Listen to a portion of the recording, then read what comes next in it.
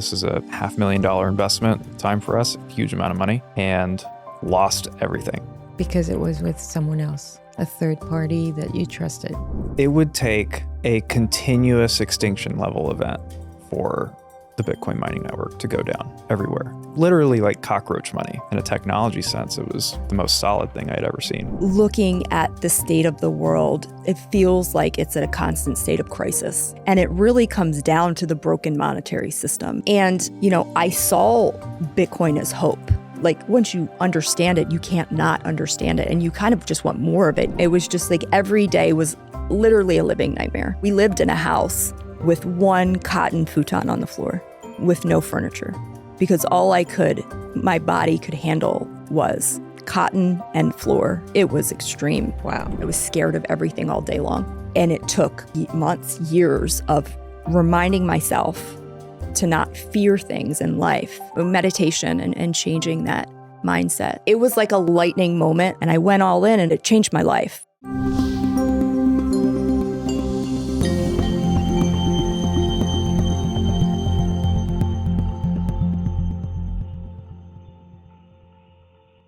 Hello and welcome to another episode of You're the Voice. I have the honor of being here today with two good friends, Christine Marie and Beau Turner. Thank you guys for joining me. Thanks for having us. So good to see you, Efrat. Yeah, it's so good to be together in person again.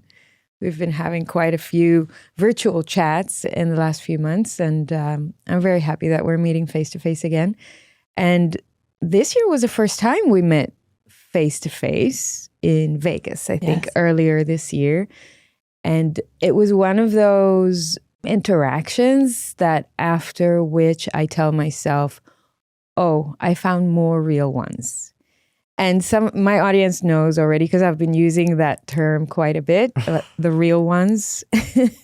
So for me, you guys are the real ones. And it was a pleasure to meet you because it's not every day that I get to meet people who are in this industry and obviously know and feel what's better for humanity in terms of Bitcoin and the monetary revolution and what we're doing, but also on the spiritual side and the humane side, just have an open heart and an open mind and are willing to explore things beyond just the mundane everyday stuff that we're dealing with. And I'm really happy to have met you and call you my friends.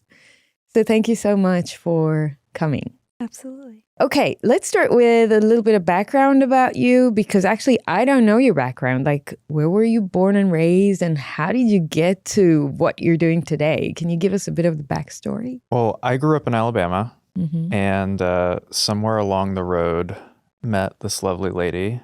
And before we started a Bitcoin mining company, I grew up in a family of gold bugs, parents and grandparents who really liked the security of hard assets. Right. So kind of had the psychological wiring to see Bitcoin in a way that I think made it make a lot of sense to me. And I can't say that I immediately grabbed on and, got as much as I should have. And she reminds me of that fairly often. So it wasn't until several years after I had owned some of it that Christine and I were dating at the time, and she sort of brought it back into my awareness and let me know, hey, real estate's great. At the time, we were full-time real estate investors, but I think you should take another look at this Bitcoin thing. But where did you meet? Even before the Bitcoin story? We met in Peru. I was living in Peru at the time, traveling the world. How old were you guys? When was, I don't know if you want to disclose, but how long ago? A long time ago. We've been together for 8 years. And so it's been a long journey. And we met, just doing actually self-work, work on ourselves. We weren't there looking for romance for sure. And, he became my best friend. And then, after that, 6 months later, we were inseparable, and we've been together ever since. Did you stay in South America together, or you went back to the States to? I was living in Cusco. I went back to Cusco We met in a different area of Peru, but I went back to Cusco to live, and he went back to the States. And, within several weeks was back in Peru. Like, where are you off to next? Where are you off to next in your journey? And I, at the time I was writing a book, and I was like, my next stop is here. And he was like, well, what about Texas? And I was like, I've never been to Texas. Where are you from originally? I'm originally from New Jersey. And I was like, well, I've never been to Texas, but, I can give it a try. And then I moved there. And like I said, after that, we were inseparable. And why did you want to go to Texas? That's where he was living in the time. Okay. And which book were you writing? I never released the book. Okay. It was a book on natural healing and indigenous, secret ancient healing practices from around the world. So I was traveling to different locations where I would study with shaman, huna, different. Honestly, I would ask the locals, what do you think your secret is to longevity and health? And just study what they thought the ancestors of that community would do to be healthy and to live longer. And at that time, it was before it became this big thing that it is, industry that it is now. And through that, I just learned so much about different practices worldwide. And it became much more of a journey for myself, my own self-evolution journey. So I decided to just stop writing the book because it became so much more than that for me. And then romance and finding love. And it was just a really beautiful part of my life. But I just kind of kept it more sacred to myself rather than publishing it.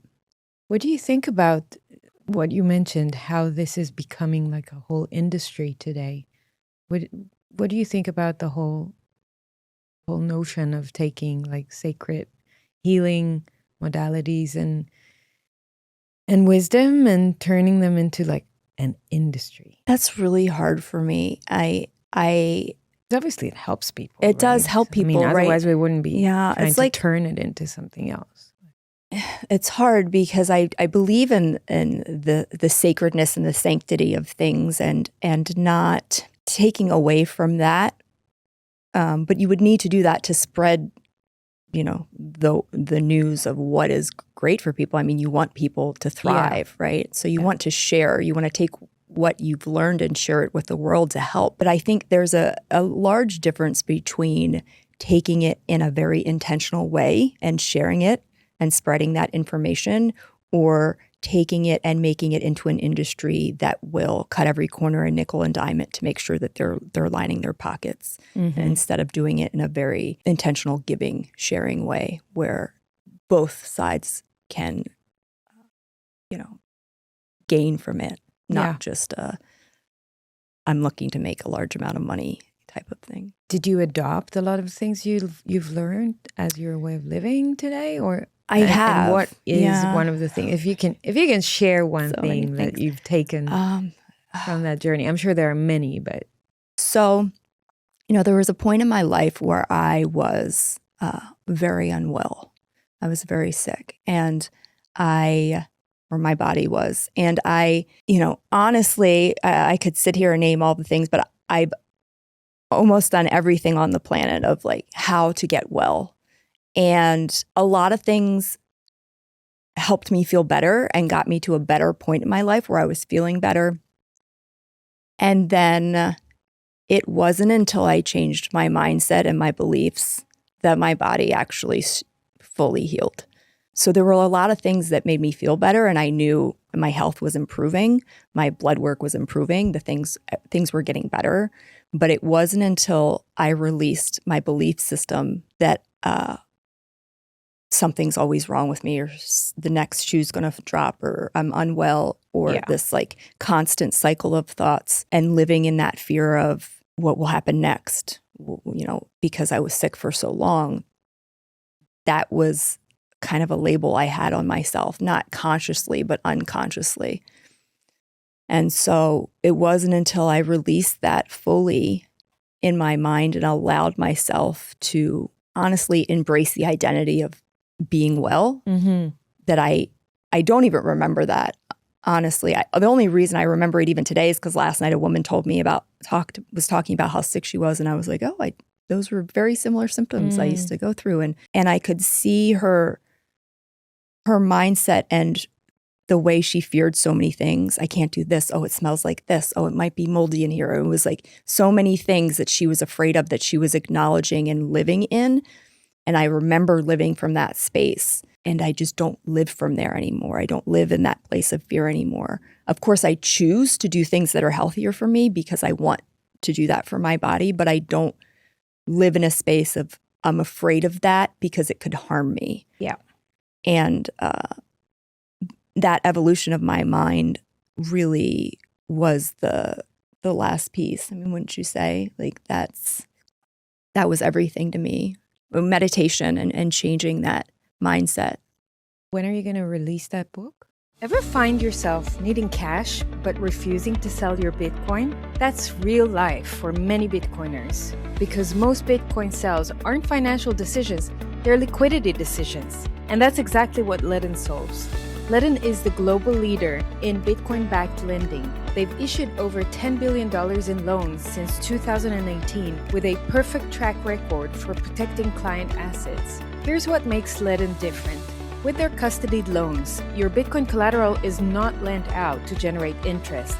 No credit checks, no monthly payments, and no penalties for early repayments. You apply in minutes and you repay whenever you want. Ledn also publishes proof of reserves reports every 6 months with full transparency. So if your capital is in Bitcoin, but your expenses are not, you still have options. Ledn lets you unlock liquidity without selling your Bitcoin. Learn more at ledn.io/Efrat. That's ledn.io/Efrat. You're the Voice is brought to you by Trezor, the original Bitcoin hardware wallet company pioneering the development of self-custody for crypto assets since 2013, empowering individuals with an open-source device, enabling beginners and experts to easily and securely hold their coins. I find my Trezor super easy to use and recommend it to my friends and family.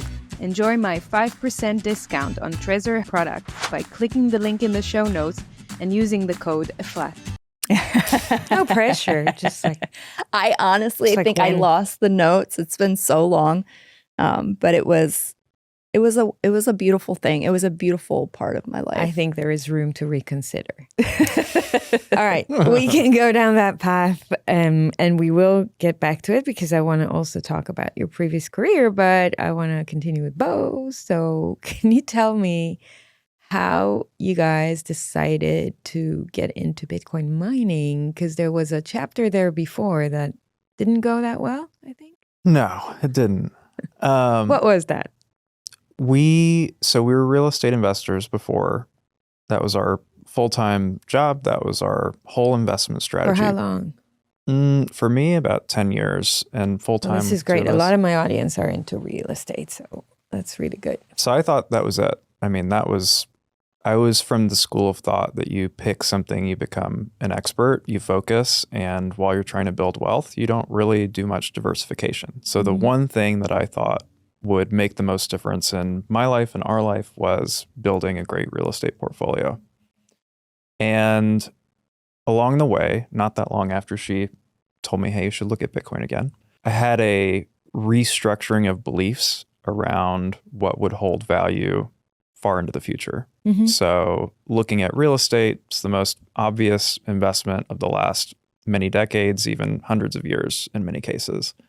But as I looked further into the future, especially in the context of 2020, when markets were dislocating, so much was shifting, massive money printing, it made me realize how tied to the rest of the financial landscape my real estate portfolio was. Even if I didn't have any leverage on it, I was very closely tied to the responsibility of other people who had tons of debt on their properties all over the world. 2008 being a great example of when even people who were very responsible with leverage were put in a bad position because the system was just collapsing around them.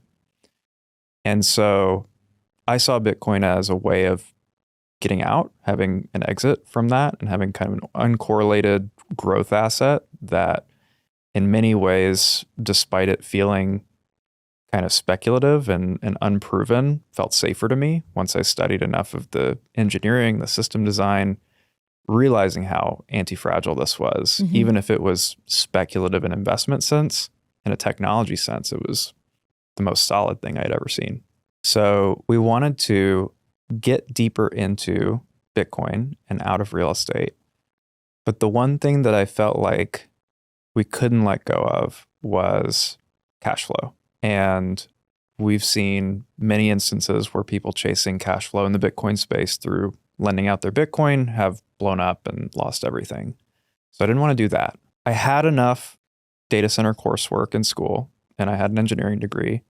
And, I just want to say that today it's a bit different for those who are listening and still don't have Bitcoin, and they're like, oh, maybe I should not go into Bitcoin because it's too volatile. It's different today than, when was it when you did that? We live in a totally different world. Yeah. This was 2020 and 2021. Right. So, there was no sense of any presidential endorsement of Bitcoin at the time. We're years away from this. Even the first few years that we had the mining company, I wondered if we would get regulated out of existence being in the US. So all that to say, I saw mining as the native way for us to get Bitcoin cash flow. And it was like real estate because it's a physical asset, produces cash flows in Bitcoin. Because it's a physical asset, you get depreciation benefits. If you're in the US, that's a very powerful way to use the tax code to offset any income that you make. And it felt safe to me. It's like automated, reliable income, not necessarily easy, but predictable and simple in theory.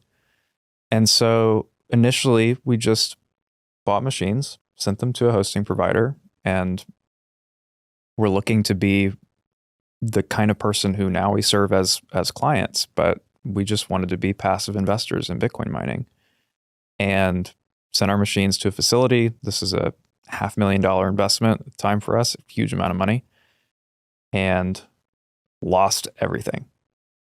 Because it was with someone else, a third party that you trusted. Okay. It was another hosting provider. And, the word scam gets thrown around a lot, and I don't really argue with it, but I still don't think that it was an outright scam. It was just someone who really had no idea what they were doing and didn't care to get better at it. Right.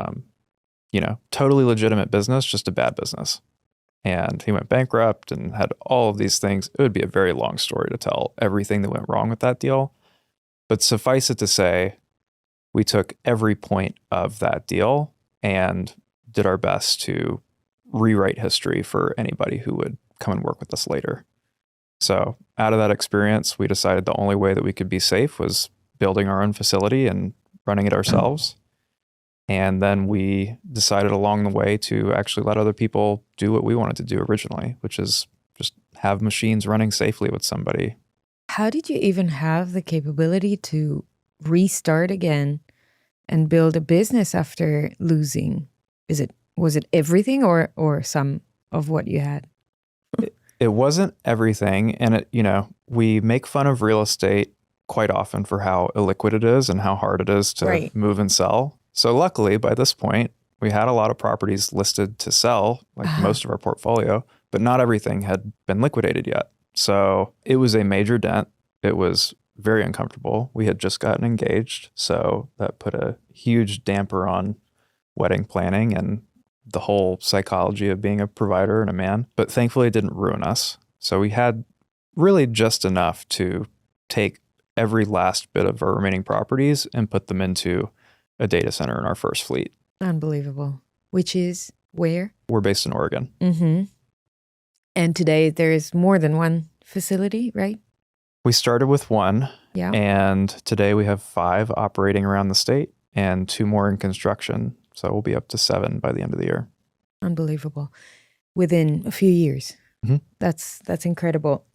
Okay, we'll talk about entrepreneurship in a second, but what I want to go back to is one of the things you said, okay, I'm looking for cash flow out of this, and there's Bitcoin mining that can enable me to be inside that industry and create the cash flow I need.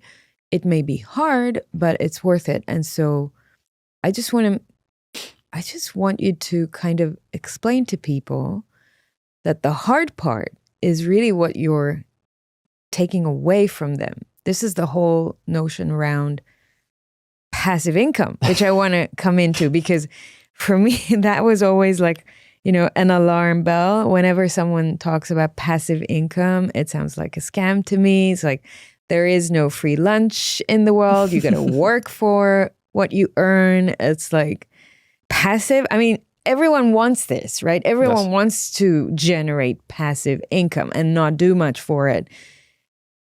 And still, it's really hard to like wrap your head around it. And so when you said, it's hard work, but so today, I think what you cracked is that it may be hard work to do mining, but for you, not for me as a customer, right? I mean, because if I mine with you, you take away all that difficulty for me. You guys take care of all of that. So tell us a bit about the business and what you do. How do you alleviate that hard work from your customers? I think you're right to be skeptical Yes. of the word passive income. Yeah. And it took me a long time before I was willing to even say that that's what we allow for people, because it is such a, like, you just don't trust it when somebody says it.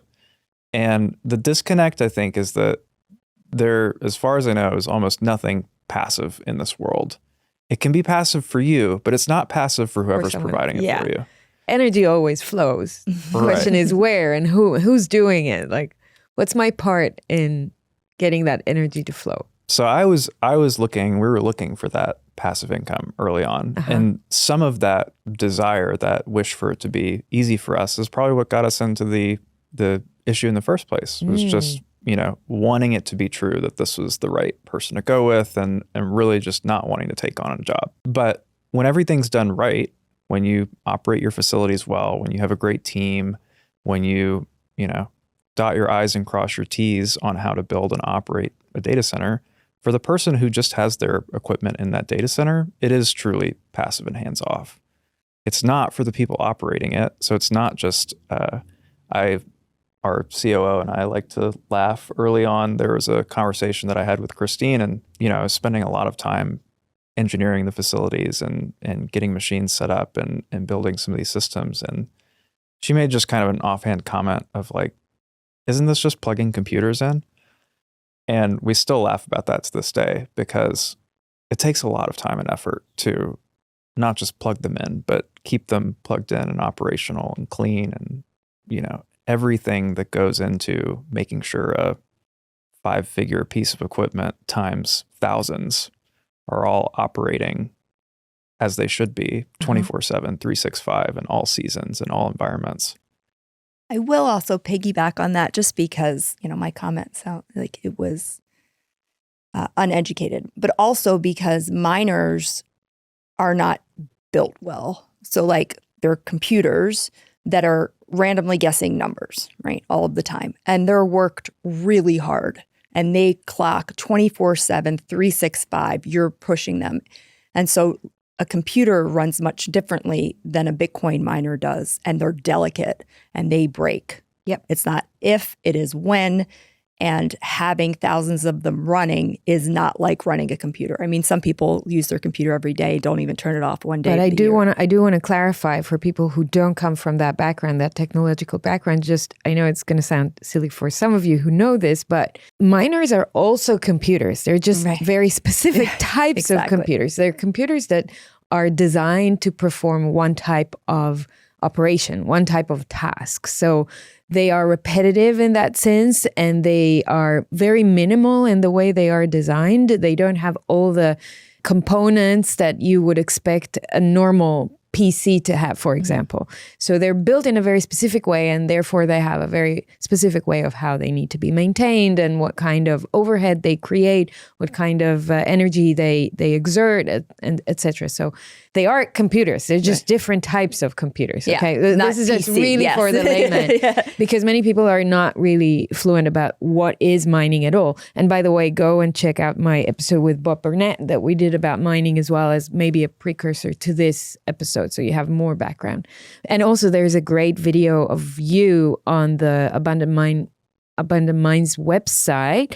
I think it's a 10-minute or 11-minute video that you have there, that you just talk about what is mining, and then you show. So, go check this out before you watch this episode, and then come back and join us. Yeah. But, when I made that comment, we were just getting into the industry and I didn't understand the intricacies of what those machines actually, how hard they work and how easy it was for them, how delicate they were and how easy it was for them to go offline repeatedly.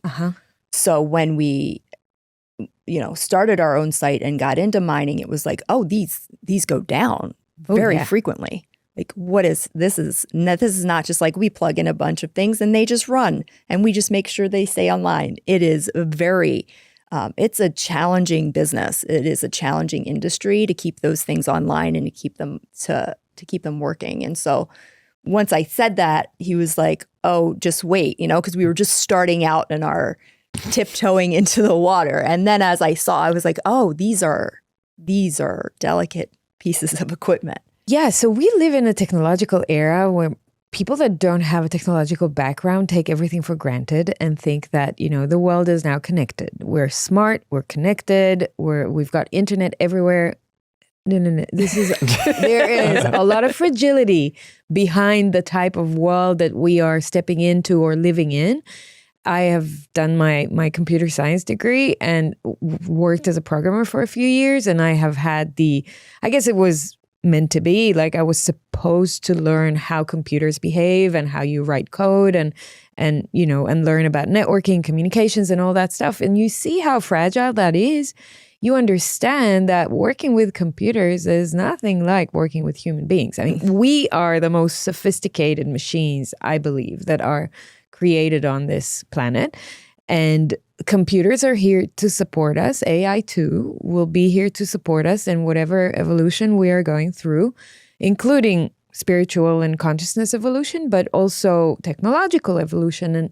And computers are very fragile. And we are the ones that are setting this thing up, that are building this thing. And there is a lot of work behind the scenes that is being done to keep this all working. Like this morning, we woke up and X is down, right? And other services are down as well because Cloudflare, which is a centralized service for, anti-spam or something like that, which all the centralized services are relying on, is down. So like half of the internet around the world is done. I mean, not the internet, but the services that people rely on for communications and whatever, social media and all that. So, and that, by the way, Nostr at the time and Bitcoin just keep going because it's decentralized, right? It is something right that we're doing here with building decentralized protocols that can keep on operating when things are down. Sorry. So let's talk a bit about that, like how mining is supporting the decentralization of the Bitcoin protocol and why is it so essential and what can people gain if they want to be a miner and how can they do it? Well, there's two aspects of this. There's like the economic reason for people to mine, and then there's the moral, ethical, like I'm supporting the network reason. And I think both are completely valid ways to come into it. Morally and ethically, you are supporting other people's ability to transact and decentralizing the security of the network. Yeah. So every person running a BitX in their home, running with a chance to potentially find a block, is contributing to there being no single point of failure in continuing to TikTok next block on the network. And there's millions of machines around the world operating in all sorts of circumstances, on grid, off grid, stranded energy. Different types of energy, different countries. Different types of redundancy in their network stack. I mean, it's really amazing what goes into keeping this network secure. And it's not just a for-profit motive, it's a protecting property rights for people around the world. So stay on this for a second before we go to the other reason to do mining. One of the most common pushbacks I get from my audience who is very skeptical and we come from a very critical thinking background after going through COVID, which is great, is the electricity is going to go down in the whole world, like Bitcoin's going to shut off and like we're all doomed. Can you talk a bit about decentralization and grid going down? And like, I'm sure you're smarter than me to explain that. It would take a continuous extinction level event for the Bitcoin mining network to go down everywhere. I mean, you'd have to shut Continuous, off. like how long? Like theoretically, I mean, you'd have to shut it off forever. Like, because as soon as one electron flows back into the system and someone gets connected, it's back up again. Yep. You just reboot your copy of the ledger. Yep. So you can pause it, you can resist it for a short time, but there's very few possibilities of what could happen in this world that would take out the entire network. You could dent it. I mean, we saw China essentially go offline overnight in 2021, and that was a really interesting test. Yep. But everything flowed to other places. yeah. And what I love saying is, if the electricity goes down for an extended period of time that really impacts the grid and the network of Bitcoin, then you would like Bitcoin to be the thing that really bothers you, but really you're fucked from many other vectors like education, government, transportation, like health. Everything you can think of is relying on the internet. So if that's down for an extended period of time, we're going to start cannibalizing. Like the world's not going to be a nice place. So Bitcoin is the least of your problems when that happens. And it's like the last thing to go down too. Like you don't need the electric grid. You don't even need the internet for all of this to keep going. If you've got a natural gas generator or a off-grid hydro plant or a solar farm and a radio wave, you don't need the worldwide internet that we all depend on. It's literally like cockroach money. It will be here long after all of us. I love that. That's the first time I hear about it. Cockroach money. Okay. One time Beau said you'd have to shut off the internet everywhere in the entire world and keep it off forever in order to stop Bitcoin. And that is really like the end of humanity as we know it, if that happens. And therefore, you shouldn't worry about Bitcoin. Worry about other things first. Okay. Let's go back. So we said first reason is we want to support the decentralization of the network. And then there's the economic reason. So if you mine properly, let's say you don't lose all of your stuff to a bad operator, you have good uptime, you have efficient equipment, you have great energy procurement, then with the same capital expenditure, you can get more Bitcoin over time. So think of it as taking physical world operational risk for additional reward on the back end. If you let mining play out over a long enough time span and your economics are right, then if your goal is to accumulate the most Bitcoin, then mining is a completely legitimate way to do that. And most miners mine Bitcoin for themselves and then they sell it to exchanges and places like that. I want to introduce you to Abundant Mines because they take a very different approach to Bitcoin mining. Most people buy Bitcoin, but the smart ones mine it straight into self-custody. With Abundant Mines, you can do it without giving up your privacy. Abundant Mines was founded by Beau and Christine Marie Turner, a couple who lost more than $500,000 to providers making empty promises. Instead of walking away, they built a company that raises the industry standard and puts client first, and that's why I like them. With Abundant Mines, you own your machines. They never touch your Bitcoin, never skim a revenue share, and you choose your own mining pool. Their customer care is unusual. Clients speak to a real person for self-custody education, privacy consulting, and even visiting their site. They serve clients from around the world, but US investors specifically enjoy a big tax benefit and 100% bonus depreciation. This is more than just mining Bitcoin. It's about freedom, privacy, and purpose. You can book a free strategy call, see how it works, and mine some of your first Bitcoin for free with a special offer for my audience. Learn more on abundantmines.com/Efrat. It depends. What do miners do? Don't. They accumulate it in their reserves? Well, early on, I would say that was the norm, was miners were treating mining as a way to get to cash. Now I think the smartest miners and the way that we advise people who work with us is this is just an advanced accumulation strategy. You don't win this game by selling your coin to pay for electricity and just keeping the difference. You're treating this as like a turbocharged dollar cost average. And specifically for your audience, it's a non-KYC dollar cost average. So there's not that many ways that you can still get privacy protection in the space when you're accumulating Bitcoin. And although it's not the primary reason that I do it and that a lot of our clients do it, it's a very real concern for people who want to buy a significant amount of Bitcoin and are worried about Coinbase leaking their whole user base and people suddenly having a target on them because they were just trying to get an asset that could, preserve their wealth through generations. And so I think for a just purely privacy protecting purpose, getting into mining is a very real way that people actually can stay anonymous and not become part of a honeypot of all your data. Mm-hmm. So this is today like the closest I think we can get to that passive income.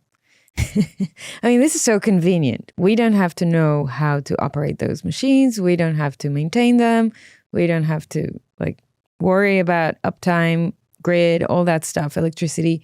You guys take care of that, right? For your customers. 100%. Okay, so I want to learn about entrepreneurship and the way you run your business, because it's a small business, and I know that small businesses have the number one difficulty is how are we going to get funding? How are we going to build ourselves? How are we going to grow? We have the 0 to 1 growth space or phase, and then we have the 1 to 100. And we know that there are a lot of big miners out there, but smaller businesses are harder to set up. So what are some of the things you are dealing with for building a small business and trying to grow it sustainably? Well, it helps if you have a great service that people want. I love the adage that the best kind of financing is customer financing, which means that you're sustainable and you can grow just because people love what you offer and they want to keep getting more of it. So I'm happy to say we've taken on very little funding and mostly bootstrapped this. I mean, we talked earlier. This was essentially all of our personal net worth went into building this. And so we went for the first 4 sites, didn't take any outside funding for anything. And thankfully, coming from the real estate space, I had some experience with creative financing, setting up deals that don't necessarily mean you have to come up with all the cash immediately on day one. And so just playing with those levers gave us a way to scale and grow and get cash flow positive and get profitable without needing to go out and raise a ton of money. It's not been easy. I won't say that it's been easy at all. But love him or hate him, I think that Jeff Bezos has a great line when he says that obsession over your customer is your key competitive advantage. And so we were customers of this industry. We knew what went wrong. We have friends and team members. Almost all of our team members have had some kind of personal experience in this industry that didn't go well. And so every single point that we engineered away of a bad experience was a way for us to acquire, retain, and delight people without needing to have a ridiculous marketing budget. Because word spreads. When you have something really good, that's right. They tell their friends, that's right. Tell their family, they get more. It's much cheaper to keep a customer and grow an existing customer than it is to go out and try to find a new one. And I won't say any names, but plenty of our customers have been, I won't say victims, but clients of other mining companies that they just didn't enjoy. And every time we got someone who came over to us after working with them, I thought, man, what a loss for them. Because if they had just done a couple of things a little bit differently, they wouldn't have to go spend more on marketing to get more customers. They would just, these people would be growing with them. These people who are coming over to us had money ready to spend because they wanted this product, they wanted this service, and it just wasn't delivered for them. See, that's what I always say about marketing, because that's my expertise. Good marketing is all about being aligned on your mission and your values. And once you have that honed in, not just as a slogan or as a PowerPoint presentation where you put bullet points of what your values are, but you really live that. You make sure that your employees are aligned on the values. You make sure that processes that exist in the company are adhering to the values of the company, and you know when you're out of integrity, you know when you're misaligned. Like when something happens in the company and someone fucks up, or they respond the wrong way to a customer, or they slack, or whatever it is, you know it's not in alignment with what you have in mind, with what you defined, with what you care about. And as long as you keep going back to that basic fundamental set of values, you can run the business with such an advantage over your competitors, because people will stay, like the customers will stay with you. You'll have longer lifetime value of the customer. You'll have greater stickiness. You'll have great reviews. You'll have the human connection. You'll have the brand affinity will grow. Like everything else will grow out of that. And people really think that good marketing is a lot of budget on advertising and PR, which are important. I'm not saying even the ones that are doing good work in values and mission still need to do advertising and PR, because you do need to reach a wide array of customers and eyeballs. But if it's not built on that foundation of what is the value for my target audience, then you're going to be, with time, increasing the cost of the PR and advertising and relying more on that and on PPC and etc., rather than relying more on the human connection and the nurturing campaigns and the, and just the value-driven kind of marketing, which is the best marketing in the world. So what kind of set of values and mission foundation do you guys have in the company? I think it's really everybody involved in the company is aligned with our mindset and ethos of how can we give more than receive? How can we provide value? How can we make sure that our clients are happy? How can we over deliver? That's a key one. While still everyone profiting and being happy. I mean, clearly it's a business, right? We can't just give away everything because we would go out of business. Sure.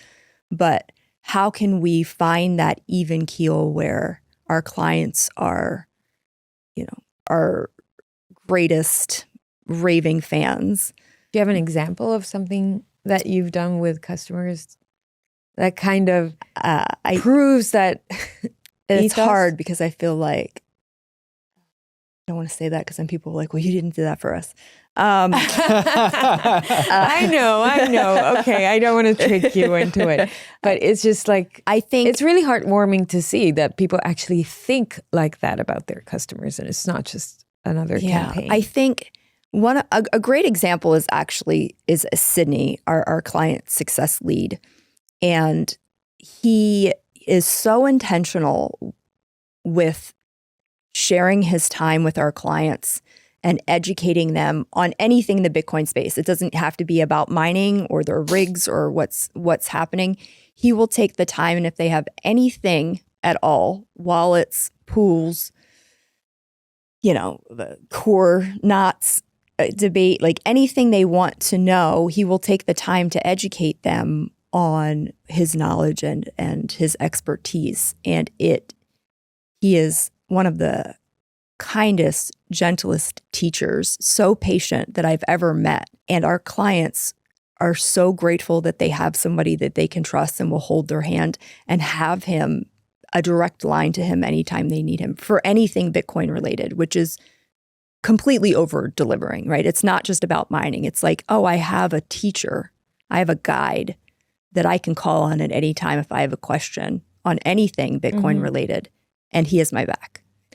Okay, and that's good, because that takes me to the fact that Bitcoiners normally don't like to rely on any third party. That's why we are operating in a trustless protocol and trying to remove the friction with third parties as much as we can.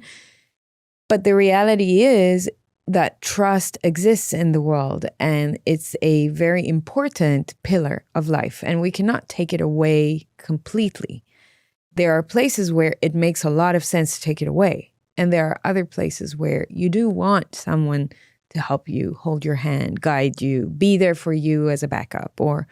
And so how do you see that difference between, we want to remove the friction and remove the third party, but at the same time, we are becoming that trust authority for people? I think in that particular instance, you want to set them up for success and provide them any tools and resources necessary for them to equip their own tool belt and knowledge base, right? So they're not inevitably relying on one person all of the time and having to go back to that as like a crutch or a dependent. It's that person taking the time to, start off the foundational base level so that they continue to grow. And even with our company, we have what we call a mastery community where there's a whole online course and information and resources that they can go to for free to continue to educate themselves and empower themselves and really not always rely on Sydney. But there are some really intricate questions that even I will go to Sydney to and be like, I know he's going to know the answer to this and he's going to know it like nobody else and teach it like nobody else could, but not to rely on it, just to empower them. Mm-hmm. And sometimes some of the fear around Bitcoin, thinking that it's so difficult to understand, can be taken away by a human touch that can break it down in a different way than a person could ever researching it anywhere or reading about it. Or sometimes it takes certain people to understand it, another person patiently breaking it down in a way they can understand. Times, I was like that too. I needed someone to hold my hand at the beginning. I was so afraid. This was new. Even though I have the technical background, I was like, I'm not doing that on my own. No way. I'm so afraid. And the guy that orange pilled me, Ben, he was graceful enough to hold my hand. Like literally, he came with me to do my first transaction. And he explained stuff. And he was there for me to ask questions. You need that trust, right? Like, you can be genius level and it still benefits you to borrow somebody else's confidence in you. Absolutely. The most analytical among us are often the most scared when it comes to trying something new. You may understand everything conceptually, but you need someone holding your hand through something that's a new experience. And I think Sydney does a masterful job at that. I mean, we have some clients who have maybe met Sydney outside of our business and want to absorb his brain so much that they buy a rig in order to have time with him. That's awesome. So that they have unlimited time, and they're like, he's like, you want my time. So whenever they want, they can reach out and chat with him. He was a full-time Bitcoin, like mostly custody, but a consultant before he was with us. Right. So, he used to charge quite a bit per hour for people to get exactly what he now offers for free. That's a really good idea of I see what you did there. Right. That's really good. Okay. With mining pools getting larger, is really centralization becoming a real risk?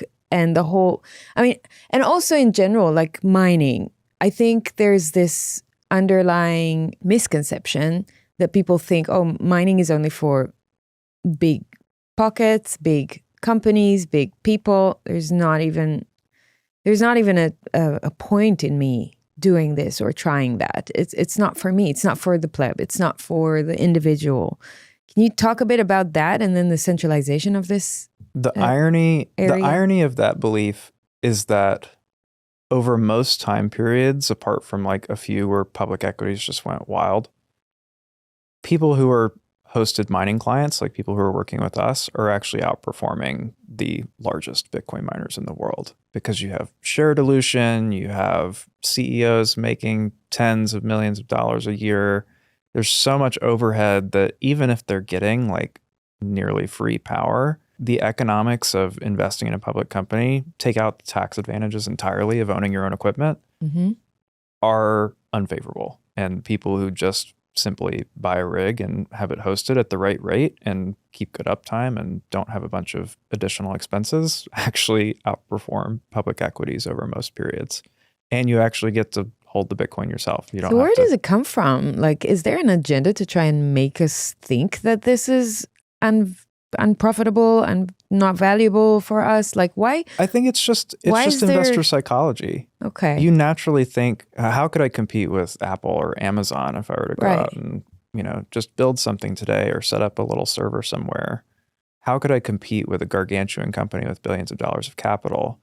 And it's easy to forget that smaller operators are more efficient in a lot of ways. There's a very real psychological aversion to trying to compete with very large institutions.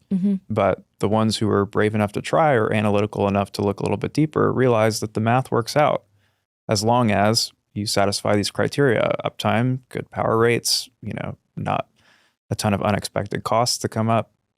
Things have to go right for you to outperform, but it's no different than the business model of the larger companies. They have to get all the same things right as you do. You just don't have the burden of this massive cruise ship of a capital structure to have to steer. Got it. And what about centralization? On centralization, I think it is a problem, but it's a solvable, and you could even say solved problem. It's just waiting for more adoption. So at the pool layer, tools like Ocean and protocols like Datum, even Stratum v2, there's options for decentralizing block template creation and the ability for miners to truly be miners. Like Bob Burnett talks quite a bit about being a miner versus being a hasher. Mm-hmm. Most miners are hashers today because they all point toward these largest pools that create their own block templates. And, ultimately many of us are, if we're not using a Stratum v2 pool or Ocean, in some way just pointing to some proxy of Ant Pool, which is this very concerning thing that if all of the hash rate or a huge majority of the hash rate goes to one place, that there's no actual freedom in what is getting included in the blockchain. So it is a problem in the sense that it's not adopted in the right way today. Not everybody is putting into practice what they should be to fight against pool centralization, but the tools for us to do so are here, and it's just a matter of choice. Got it. For a layman, what does pool centralization actually mean for the network or for Bitcoin in general? Like, so what if what if Ant Pool knows, like, what does that mean? What's the risk? Yeah. When you centralize all of the hash rate to a single pool, so the reason that Bitcoin is so valuable to us is because it's an uncensorable financial network, right? Anybody can transact. If you have open access to the internet and the software, you can send value anywhere in the world and hold it in a sovereign way. And the vehicle for that value transfer to happen is the blocks that are getting created one by one by one. And the reason that there's freedom is that anybody can choose to create a block. You can create your own block template. You can mine directly to the network. This used to be very easy because there wasn't that much hash rate on the network. You could actually find your own block on a laptop, right? So there was no need to even send your hash rate to this central entity called a pool. Mm-hmm. But as mining got more industrial, you had a competitive advantage by pooling your resources with other people. And unfortunately, it coagulated to essentially this blob of all the same entity. So what was supposed to be an open network that anybody can transact on and get their value moved to wherever and whenever they please, if it's going through just one entity or a few very closely related entities, you now have essentially a centralized gatekeeper on what I can do, what I can say, where I can move my value. And the danger is that if that gets big enough and goes on long enough, that people can't actually use the network in an uncensored and free way. And it's a nick to choke. Exactly. It can be theoretically taken down by a government mm-hmm. or regulated to death or whatever. Mm-hmm. And that's a risk. That's a risk. So we need more miners and we need more pools or more people using decentralized pools, right? Exactly. Okay. And so this is a call to action for people who think that they cannot or should not mine because it's only for big ones to drop that.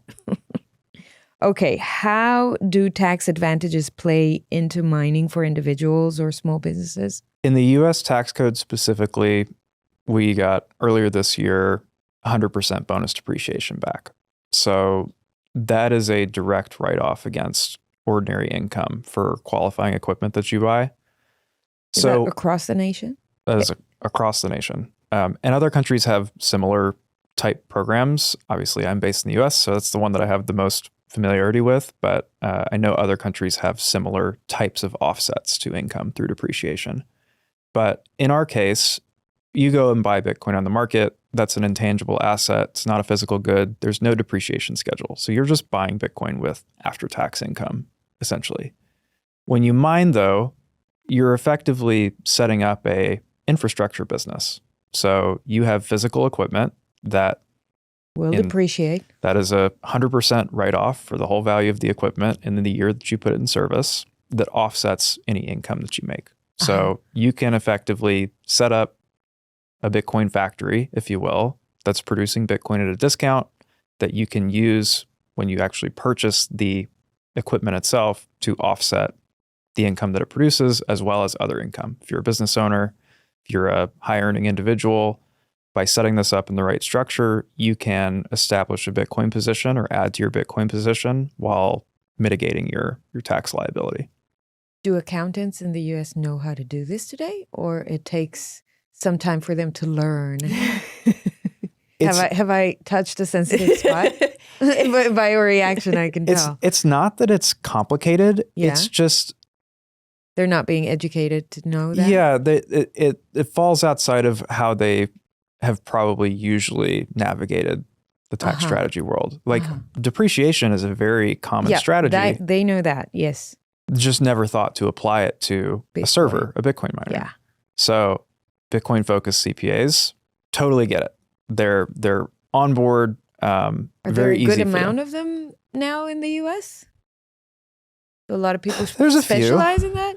Is there a school for Bitcoin accountants? I wish there were. And I think Plan B Network is teaching some of the accounting, like behind the scenes around Bitcoin. But I don't know if they focus on the US specifically, but I guess that is relevant everywhere, or will be relevant everywhere. We have a great Bitcoin-focused CPA that we send people to. There's got a whole team of people who just focus on this area. You can just teach your existing CPA about this. We have resources that we hand off all the time so that they understand. Hopefully they're open enough to lower down their guard. But this is really interesting because I think like all the different Bitcoin education initiatives around the world that are dealing with teaching people about Bitcoin probably should have a course for accountants and, people that are going to be looking at this as it's a new asset. It's a new monetary system. They need to learn the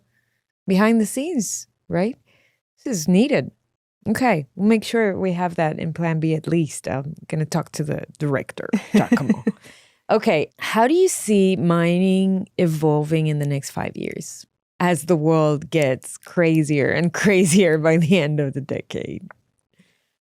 I think of mining, and this was another reason that we got into it when we did, was I saw the chart that shows the balance on exchanges and how it went up from 2012 to 2020 and then peaked.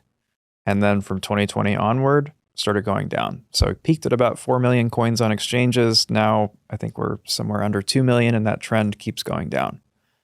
So I personally saw mining as, if I'm projecting myself out 10, 20, 30 years into the future, the only ways that I can get access to Bitcoin are, if there's none on exchanges, I can earn it through my work. Someone can pay me in Bitcoin for my services. Yep.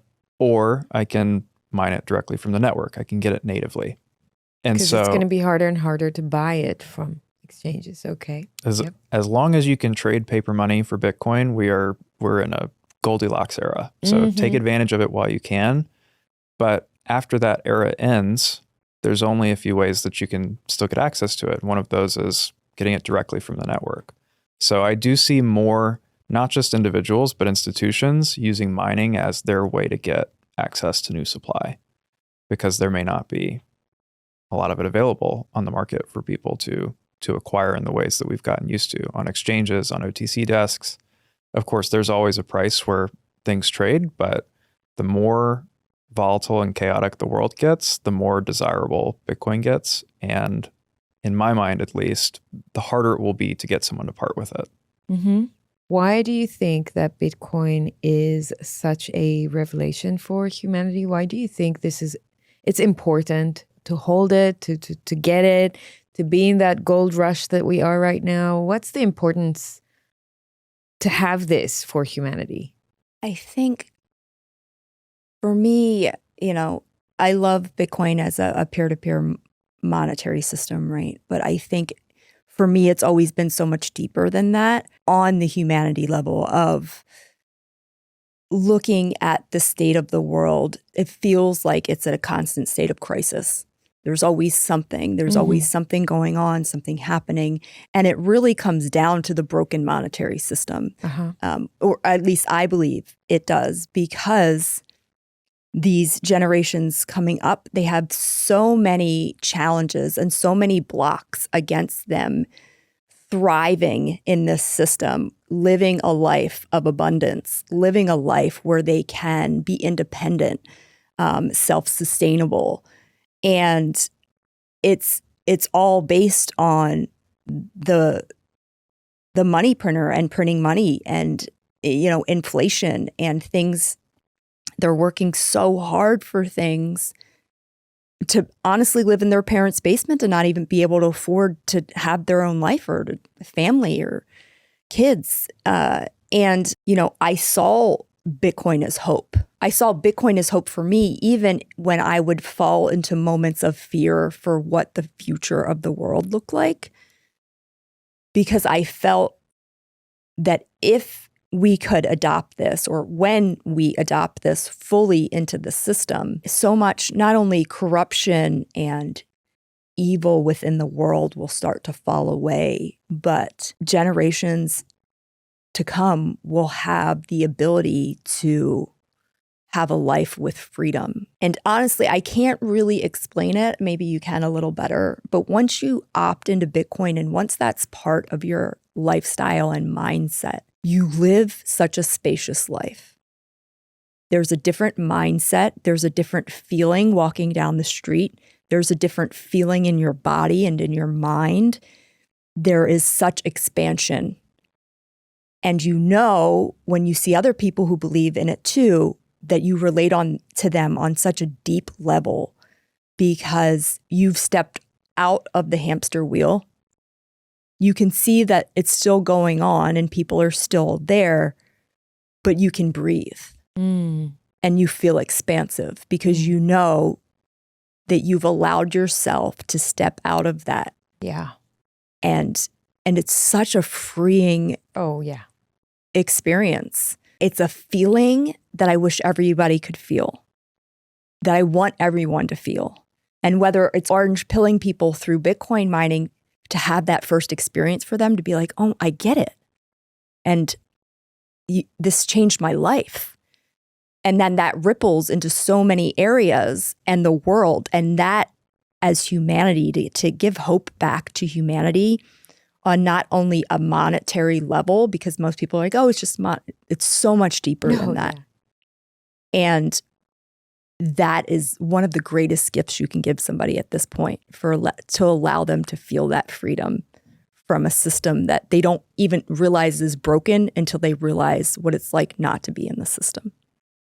Do you get people that have never had Bitcoin before coming to you? Tired of feeling like your freedom and future are fading away? Do you live in a country with growing inflation, crazy housing prices, weird culture, and a chaotic economy? You're not alone, and my friend Mikkel Thorpe and his team at Expat Money can help. Mikkel is the world's leading expat consultant on a mission to free you from broken systems. He's been an expat for 25 years, lived in 9 different countries, and has helped hundreds of people with second residencies and passports, offshore banking, international investing, and many other essential tools.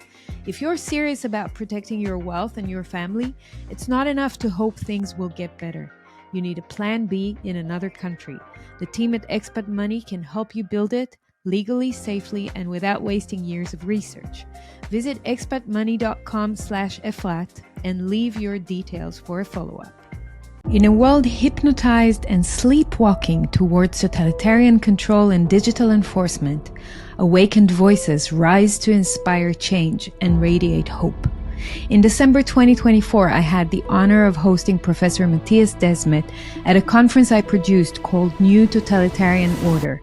This masterclass is now recorded and available to watch. The conference explores the psychology behind global mass processes, offering a behind-the-scenes look at science, economics, and human potential. It addresses challenging global agendas, mass formation, transhumanism, consciousness, societal change, and the path to transformation. Click the link in the show notes to access 3.5 hours of exclusive presentations, in-depth content, and my fireside chat with Professor Desmet. Use my code EFRAT for 10% off. I hope you find great value in it. It's actually shocking to us. I don't think as a company we anticipated that to be our primary client, was to be people who don't even own Bitcoin or have Bitcoin, or really some don't even understand it, but are like want to learn. And so here, that's like surprising.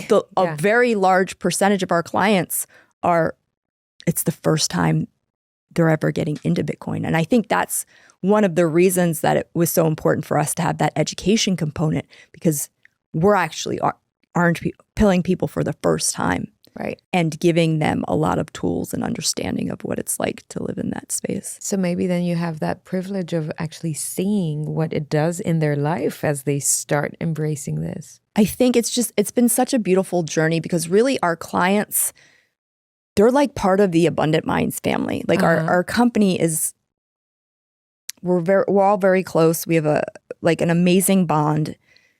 And anybody who comes into or like purchases a rigs and then comes into the ecosystem of what we're building feels like they're part of our company. Feels like they are part of something, and this community that we've built, because we care so much. And I think it's partly because they're orange pilled for the first time, and there's so much freedom and expansion in that, where they're not seeing that in other areas of our life, that they're almost like, oh, I need to hold on to this. This feels good. I now understand life in a whole different way. And I thought I was just buying a mining rig. And that, I think, is a major change, of course, for people who might be buying it as a tax advantage, but get this whole other world opened up to them.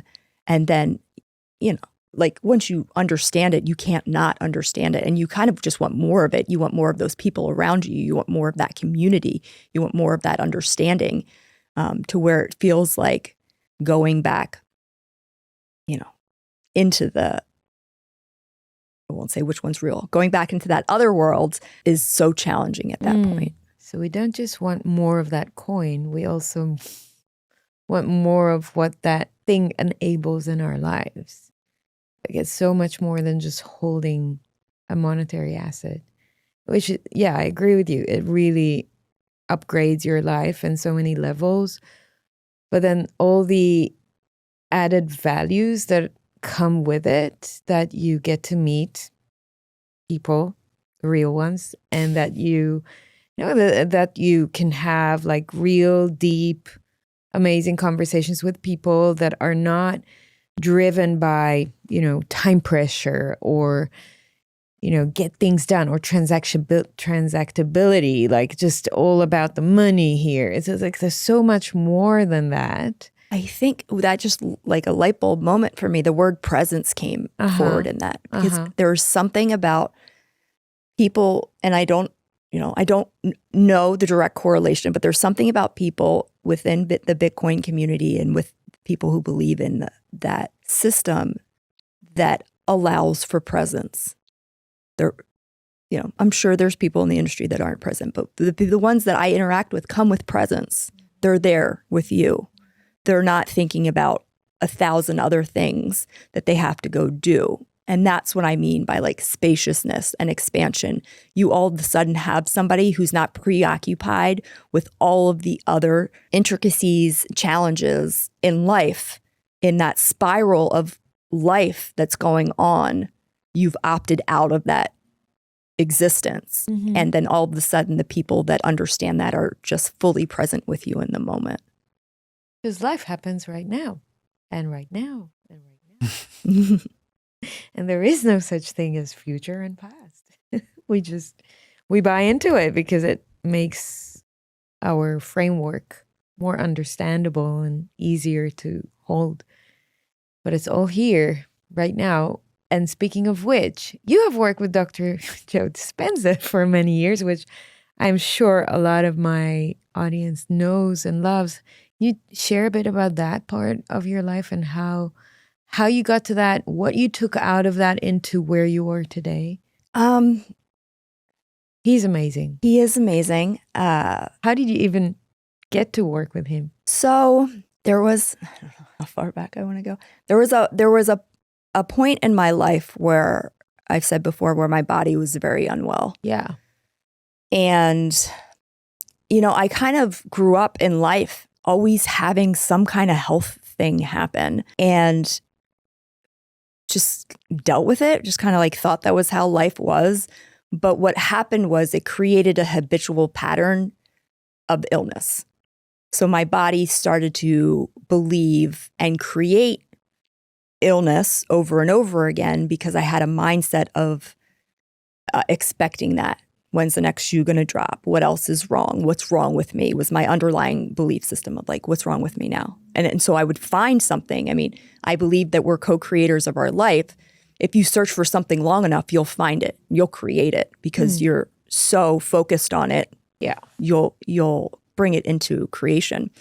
And so when I grew up, I was constantly not well, different doctors, going through conventional system, which nobody had answers for me, really. I mean, it was just kind of like, oh, your hormones, oh, this, I don't know. Your immune system's not great. Like, let's put you on antibiotics over and over. And it was just like a constant cycle with no answers. And so I just thought that like you lived life kind of not optimal. Like you just, went through life and you're okay. But like you don't feel great every day. And then, when I turned 18, I started to dive deep into natural health things. And, back then it was very taboo. It was like, what are you doing? Like, what are you eating? And I started to empower myself and research and really dive into things. And I just always equip myself. I'm just like a research geek, right? Like when I enjoy something or something really excites me, I just go down the rabbit hole. I find somebody who like is doing it. I study them and I want to emulate it. And so, I when I was unwell, like I wasn't optimal, but then I hit a point in my life where I got really sick. Yeah. And it was like, I say it's like a bucket. And the bucket can only fill with so much and then it starts to overflow, right? And so once my bucket was overflowing, it was debilitating. Like my life was actually a living nightmare at one point. And part of me traveling around the world to write that book was part of me trying to save my own life and to ask questions and to find solutions that nobody else had known or told me. My previous self couldn't really ask for help. So most people around me didn't know I was sick. It was like, I'll handle it. I'll put a smile on my face and nobody will know how much pain I'm in right now. And so then I had a wellness center and right before my health got bad, which is crazy because you think, well, you have all of these tools here to make sure that you're healthy and you're still sick. So what's going on? I sold off my centers. I went to travel the world to study all of these ancient practices, started to feel better, kind of like Band-Aid to one experience to the next, searching still for that, that thing. And I was on, I went into the Amazon and I did a plant diet. So I was isolated by myself had to be like 30 to 40 days. Wow. So I was allowed one book and I brought one meditation. I couldn't listen to other music, but I brought one meditation and one book. And that was it. I got like served food several times a day, but they would just come and leave it and go away. So I was with myself for a long time. And I read the book called Breaking the Habit of Being Yourself. It was by Dr. Joe Dispenza. And it changed my life. I started, the one meditation I had in the jungle was one from him. It was a very basic one, but I listened to it every day, every single day, did the meditation, read the book, and started to get better. And at that point, I didn't know if getting better was because of like the plant medicine or like it was herbs that we were taking. And I thought, well, maybe this tea is helping me get better. And so I got a lot better. I left the jungle and then stopped meditating because I thought, well, maybe it's not this, and life happens. And then I got worse again. And so by this point, I had done, like, you name it, I had done like 20-day water fast. I had done dry fasting. I had done juice fast. I had done vegan diet. I had done carnivore diet. I had, everything. Lived with, I've been in Hawaii, lived with Huna, who did like energy, everything you could imagine I had done. And by the time I got to this jungle with this book, it was like, I'm just going to go all in. And I went all in and I got better. And then I stopped thinking, well, maybe it wasn't that. And then I got worse again. And so I was like, intuitively, I knew that this was it. Yeah. That this was the answer for me, that there was something in here that I had to pay attention to, because it was the first time in 30 some years that I had so quickly had gone from being chronically ill to being well. And so I immersed myself in his teachings and his books, and it was interesting. The first event that we went to for Dr. Joe, it was a cruise. It was many years ago at this point, 6 or 7. And at that point in my life, I was so sick that I couldn't be around things. I was allergic or sensitive to everything in my surrounding. So if you had painted, I could pass out. If you, any kind of chemicals, like I would have reactions to random things. We didn't even know what was, like some days I'd be like, I don't even know why, it was just like every day was literally a living nightmare. And when we first started living together, we lived in a house with one cotton futon on the floor with no furniture, because all my body could handle was cotton and floor, no rugs, no chairs. Like, it was extreme. When I tell you it was extreme. Wow. And I went on this cruise ship and he happened to book a brand new cruise ship. So it was new paint. It was new carpet. It was everything. It was a brand new ship. So here I am, like, I can smell everything. What happened to when I would have a reaction, it would cause full body pain. Right. So it wasn't like rashes or things like that. It was like, pain. And so I lived in a chronic state of pain all the time. Right. And so I went to this cruise ship and I was literally like, I have to get off. Like, we're on a cruise ship. So like, how am I getting, there's nothing you can't leave. I'm like, I have to, the next stop, I have to take a plane home. I can't, I was just like crawled up on the I remember like the little love seat, because I couldn't even sleep on the mattress because the mattress was new. It was off gassing. Like, so many things were happening where I was just like. What did you do? Did you go to him? I took a photo of me I remember it like it was yesterday. I took a photo of me on the love seat. I told Beau, I said, take a photo of me right now. Still have it. Because this is the last time that I'm going to suffer. I'm going to be like this. Yeah. And I went all in. I couldn't even. Dr. Joe was on the cruise ship. Like, he was at the front of the auditorium, the room, full. I had a chair outside and I could see him through the glass door because I couldn't even get in because the smell in there was so strong that I couldn't even enter the door. Right. So I was sitting outside the auditorium very far away and just like learning, taking everything in, mental notes. All I'm going to do is go all in, and everything that this man says, I'm going to do. And I went all in and I started to get better. And then, slowly through the week, my chair moved a little further into and then before you know it, I was inside the room and participating, and the pain, it started to lessen. And then the actual next retreat we went to, Because then I was like, okay, well, I'm starting to feel better. And the cruise was only a couple days. So I was like, okay, I'm sorry. There's something to this. I have to stick with it. So then the next retreat he had, it was in Malta. I went and I had like a full healing experience. Like I went all in and went into meditation and came out a different person. And attribute like Dr. Joe with helping me save my life, because from that moment, my life has been different. Absolutely. And something that I really feel strongly about is it was like a lightning moment that struck me during meditation that allowed me to help myself heal. But it was coming home from that all of the work was, because I changed my phone number. I got rid of all of the people in my life that were negative or that knew me or that allowed me to fall back into the pattern of being unwell.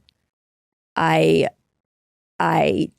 dyed my hair. We went out and bought furniture. We moved. I did everything possible to challenge myself to not fall back into the old pattern of remembering what it was like to have habits where I was scared of everything all day long. And it took months, years of reminding myself to not fear things in life, because I could walk where someone's painting and then all of a sudden I'd shrink up and I would be like, oh my God, I can't, I have to go away. And then loosen and remember that that's old patterns, right? That's the way I taught my body to behave, and it can behave in a different way. And so all that to say, I went through a huge journey and I just showed up. And when I started to, come through life challenges, where I went to was really, Dr. Joe teaches something called coherence healings at his event. And it's about loving someone back into life. And, I don't want to teach his teachings because you should go to an event and learn from him. But he believes that when you create a coherent field around a body, the body will heal itself. That illness comes from the field. And so if there's an incoherent pattern in your field, it will create illness within the body. And so there's a teaching that he teaches, coherence healing, that allows you to create coherence in the field in order to heal the body. And so it's not energy work. Nobody's healing each other. We're creating coherent patterns to change matter. And so I started joining a group where we would do coherence healings. It was just volunteer, and we would remotely help people around the world heal. And there's a great movie called The Field that he's in, and many others are in as well. It's on YouTube. It's free. I've watched it. It's done by this Israeli lady. Really great. It's translated to many languages. So yeah.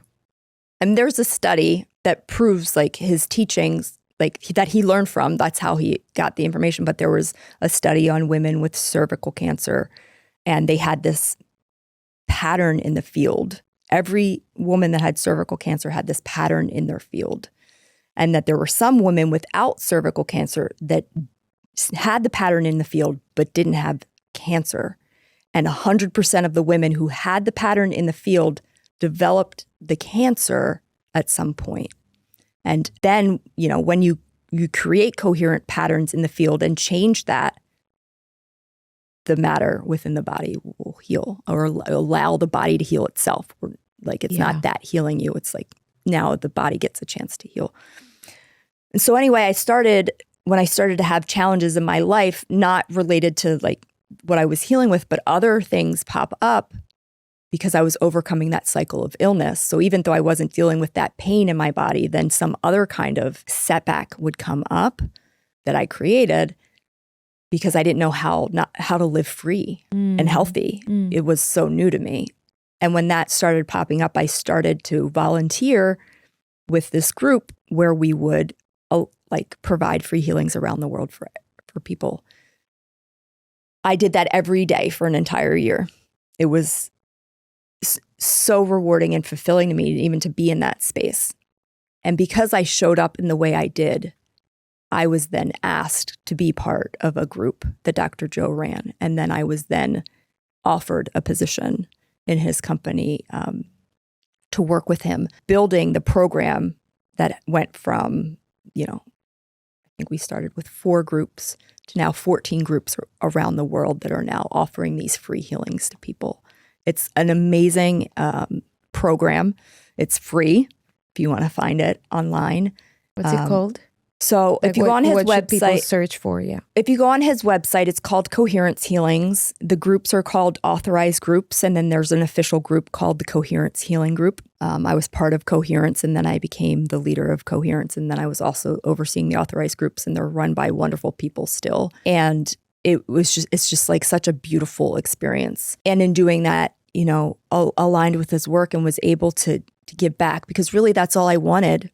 I wasn't looking to work for him. You know, I wasn't looking to get involved at that level. But once you heal on such a deep level yourself and your mindset changes, and then you see a similar mindset within people who are unwell, that they hold on to that as a label. I have this. I have this. This is who I am. Yeah. I have Lyme's disease, you know, or something like that. And I never wanted to label myself with that. I never wanted to say like, oh, I have this. It's like, I'm unwell. I don't really know what the label is, but I know I don't feel well.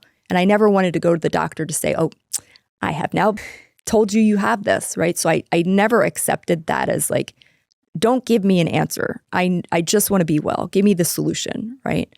And so I think when I got involved, it's just a part of who I am now, that I wanted everybody to be able to experience that, and to experience that freedom of knowing that your body within you has the ability to heal from whatever it is, and that you have the ability to do it yourself. Mm-hmm.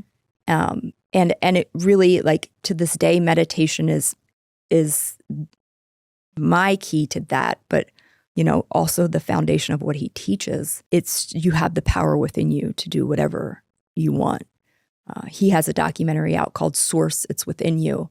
And it talks about some of these other people that have healed, and just his research, which when I was with the team, I was part of the research for the Coherence Healings, which hopefully will come out, published studies. But it's such a gift to be able to give back to a community that allowed me, and Dr. Joe allowed me, the ability to take my life back. Wow.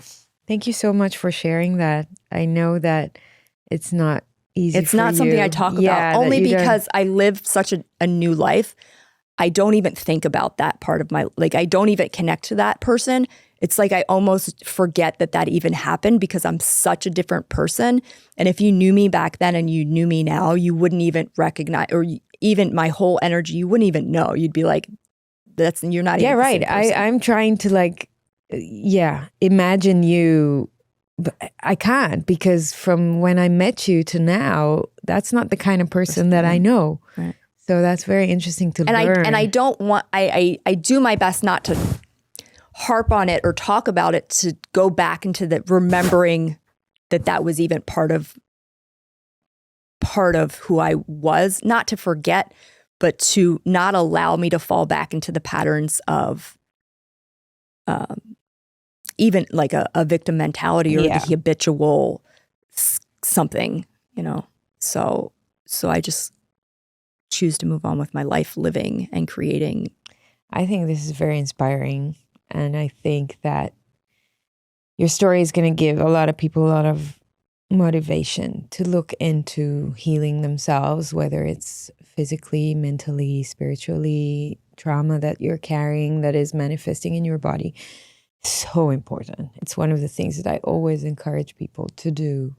And that's the thing. I mean, I don't go into the foundations of the trauma, because there clearly was stuff in my life that created that sickness, but that what it came down to is, in a meditation, like, I heard a voice that said, it is safe to feel sick, because no one will prey on you if you're already sick. So in my mind, I thought, if I'm always unwell, if somebody comes to harm me and they see that I'm sick, then maybe they would just pass me by, because I'm already sick. It was like a defense mechanism. Mm-hmm. Wow. Very powerful. And it was understanding that was just a lie, you know. That's an illusion that a child you tell created. yourself something. to try and be safer. Beau, do you want to add something to this incredible story? Do you want? I will add, and you can expand on it. But Beau was with me through all of that. Mm-hmm. He could have chosen an easier partner to be with. One who could have furniture in her house. One that could. I mean, that's very suiting for Bitcoiners too. Like no chairs, right? I was couldn't just even practicing. I don't have any chairs to sell. I couldn't even take showers because I couldn't touch tap water. Oh my God. It would burn my skin. So we would have to buy lots of water bottles, and I would have to take showers in water bottles. So it was like, when I say it was a nightmare, it was actually a nightmare. And he, God, I'm going to get choked up, was the most patient, kind, and loving person I've ever met. If I had a partner that was like me in that time, there was 99% of men would have been like, of course, talk to you later. Yeah. Like, I need a break from this. And he stood by my side. And even when we went to that retreat where I like healed, I was, right before we got on the plane, I had like so many things had happened that I was creating. So the day before we were to left, I fractured my rib. And it was like, no, now we can't go. So I can't get better because we can't go because I fractured my rib. And so many things were happening. And he looked at me and he said, what did you say? You said, he took my hand and he said, like, will you cross the river with me? Oh, wow. And I knew that I didn't want to let him down. I didn't want to let myself down. But I knew that was a pivotal moment of like, he was at the end of his rope. And had I not taken the initiative to get on that plane, regardless of how much pain I was in, that we wouldn't have made it. Because at that point, as patient and kind and amazing as he was, he couldn't see me go through what I was going through every day and live like that. And so it was basically like, I need you to get on this plane with as much pain as you're in. If you want this to work. And I got on the plane, and the rest was history. And that was the event that I fully healed. But I mean, I'll let you take it away. But I just want to say, like, talk about, a knight in shining armor. Like, talk about my rock. He, during that time in my life, was a saint. Like, had patience of a saint. And I know to this day how much he loves me, because not many people would go through that with somebody and come through the other side. No. And he would always say, I could see you and I knew who you were, right? And I knew who you were on the inside. And I knew one day that person was going to be able to come out and shine. And I trusted in that, right? Far out. Wow. And you can add, but I mean, I just want to give you credit for, like, I know you're humble and you would never speak to what a high level man you are to stand by a woman's side for so many years. That was so challenging and heartbreaking to watch. And then trust that you knew that she was going to get better,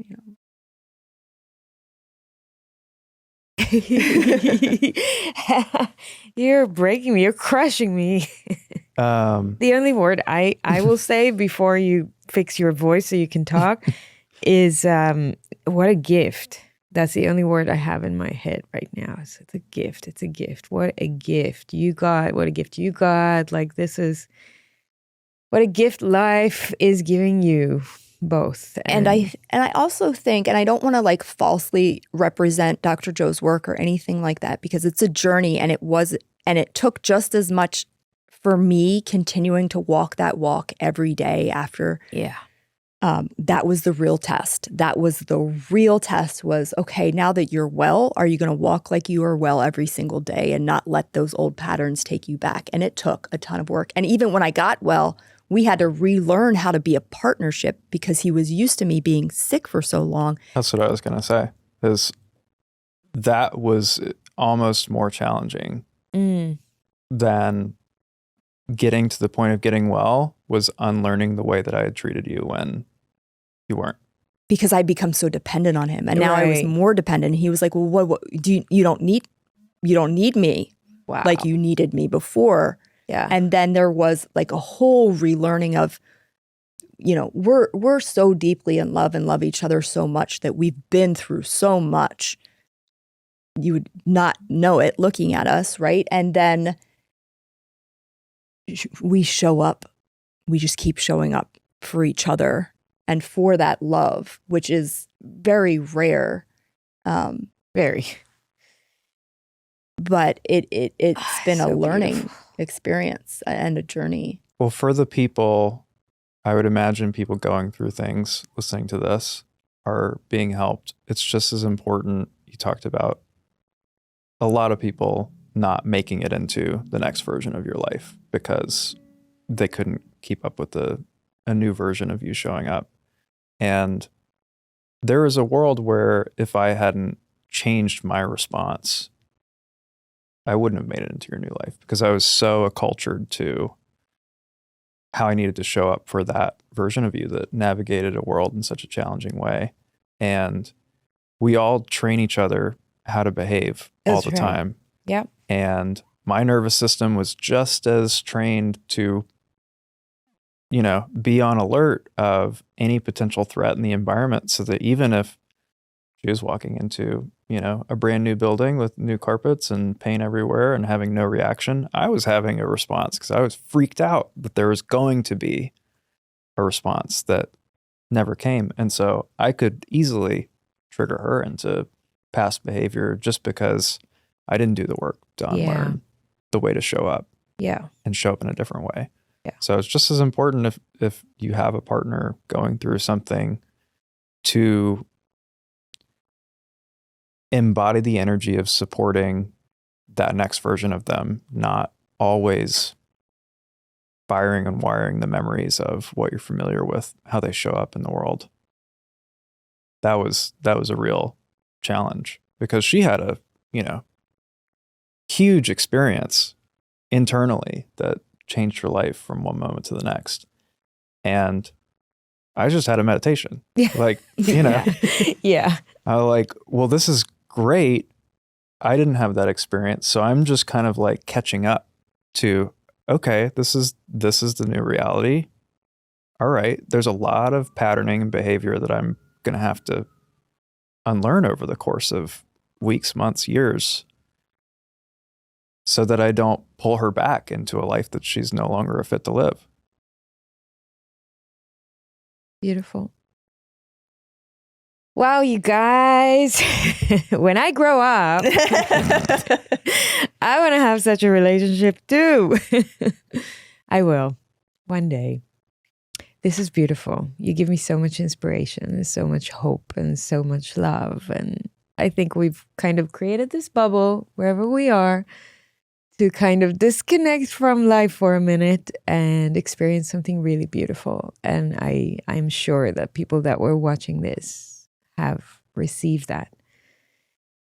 And so this is wonderful because it's a great note to end on, because now I can pull all the different threads from this conversation and show how you can live life and experience beautiful relationships, great love, beautiful careers, great businesses. You can progress yourself in life on so many different vectors, and everything has its place and its role and purpose, and it all ties in together. And life is not just this collection of separate things, these silos that you have in your life. It's all of it together.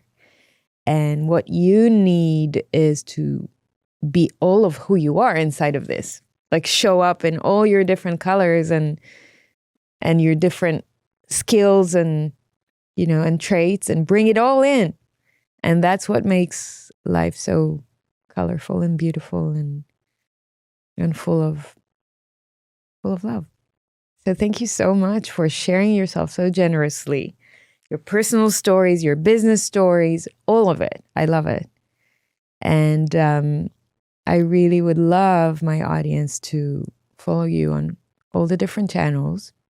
I wish you guys would have started injecting some of your personal stories into your work so that people can get to know you better on a daily basis and get your wisdom. But I think this will be weaved into your to your business as you grow. I think it could be a really special part of your the way you conduct your business, like to inject that wisdom into it. And then people can get a lot more out of you, not just mining, not just Bitcoin, like all of it. And for that, I would recommend my audience to follow you on Instagram because your short videos are really cool. You'd see Beau there explaining things in this beautiful manner that he has. And on LinkedIn as well, right? If you guys are there. I'm there. I don't like being there, but I'm there. Where else? Twitter, right? You have a Substack? YouTube as well, right? You have a Substack. And the website. And yes, and Abundant Minds is one of my supporters of this podcast. And so you can get, I think, a free month of hosting if you come through the link, which we'll put in the show notes. And then you can speak to Sydney and discover how cool he is. Yeah, anything else you want to add on where you can be found and what should people follow? I just want to say thank you. Yeah. This is a great experience. Thank you, Efrat. And because you're one of the real ones is why we are supporters and sponsors of this podcast. Yeah. Anything we can do to help lift you up. Thank you. I mean, I'm here for all of them. So you're here for me, I'm here for them, which means you're here for them too. So we're here to be of service for humanity, I think, in this chapter. And so if there's anything we can do to support people as they go through this turbulent time, we're here for that. So thank you for supporting me, supporting them. We're all here for each other. Thank you. Thank you. Thanks for being with us. Please take a minute to give this episode a like, a comment, and subscribe or follow. And please share it with your friends so they can also get value and choose to take some positive action in their lives. Till next time.